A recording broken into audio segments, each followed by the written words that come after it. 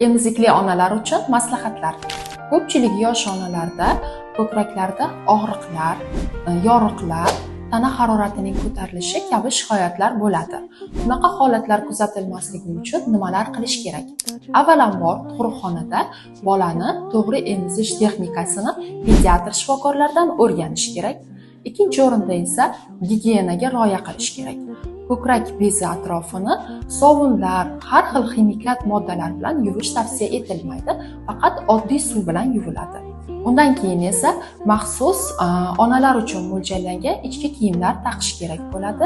Agar bu usul ham yordam bermaydigan bo'lsa, shifokorga murojaat qilasiz.